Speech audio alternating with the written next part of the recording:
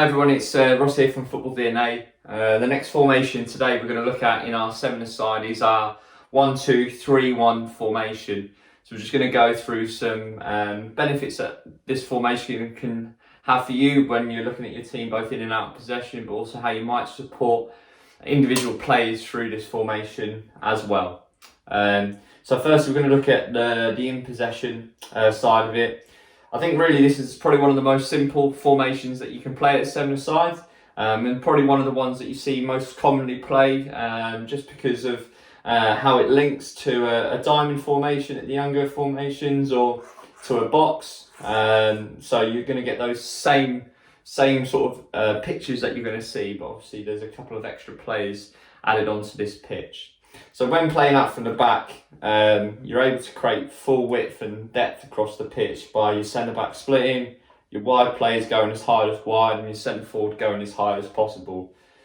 What that then creates for you is a diamond between your central midfielder, your two centre-backs, but also your goalkeeper. And your goalkeeper is so important in this in terms of helping you switch play, but also playing through as well. So you've got one diamond in your half, but then you also have another diamond in the attacking half between your central midfielder, your two wide players, but also your centre forward as well. Things you can speak about for your centre backs are about going narrow, to be on different lines to the wide players. Likewise, if they do go high and wide, potentially your wide players might come inside to try and receive the ball. You can also speak about potentially your centre back dropping off at an angle and receiving in that quarterback formation, and that might encourage some rotations between wide players or between centre forwards to fill the space that they've left. But also maybe looking at how your centre back can drop in that quarterback and your team changes that shape as well if you're really stuck when you're playing out from the back as well. So some real basic ideas for you. And then lastly, obviously you have that pass into your centre forward. So if there's a more longer and direct pass, how your centre midfielder can support at an angle, or how your wide players can help join in too. And it's in those attacking areas, I think, when you really see benefits of this, you have the decision of encouraging either one of your fullbacks to join in the attack and leave you 1v1 at the back. But if you decide not to, you've always got two at the back, which is going to help you defend, particularly on dealing with counter-attacks. And when the ball's out wide, that's when you can talk about your opposite wide play joining in the box, or your central midfielder getting in the box too. So you're going to have those opportunities to try and create some overloads in those wide areas, but also in and around the goal scoring area too. In terms of out of possession, as we've spoken about previously, this formation is great for helping you protect the goal because you've got that triangle with the two centre backs and centre midfielder.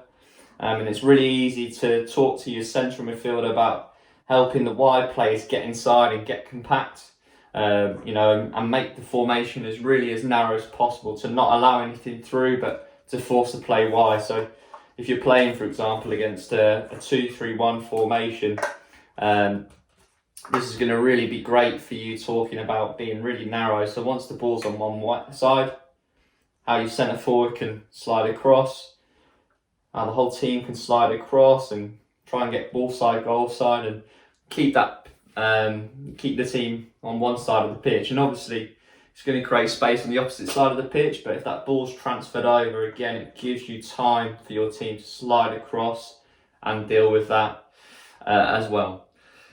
Lastly, for me, I think when you're looking at this formation, it is brilliant at pressing and in teaching some real basic ideas around how to mark space. So whether that's your centre forward standing with one player or starting in line with the ball. So if they're starting central, it'll force play to go one way, and that's just how they can then start teaching about curving your runs and how your midfielders can slide across as well. Likewise, if you end up playing against a 1-3-2, for example, this formation allows you to go almost man for man as well. Again, so if you want to focus on 1v1 defensive responsibilities and dealing with duels, and you're playing against a 3-1-2, fantastic formation to say, right, there's your man, you stay with them and talk about how they're going to win their 1v1 duels as well.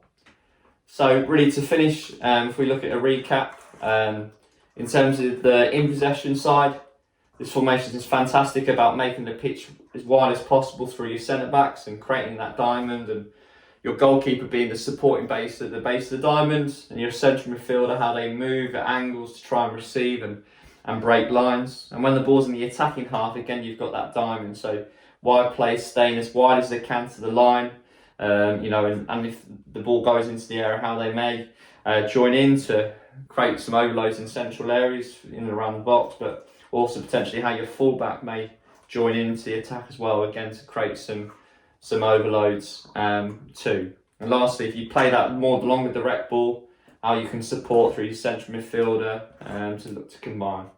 And then out of possession, to recap, it's that 2-1, the triangle, being really compact, not allowing anyone through and forcing play wide, talking to your central midfielder to make sure the wide players are staying inside the pitch, not allowing anything to go through. And if you play against a 2-3-1 formation with this, man for man, right, let's go 1v1 and focus on winning those duels during the game too.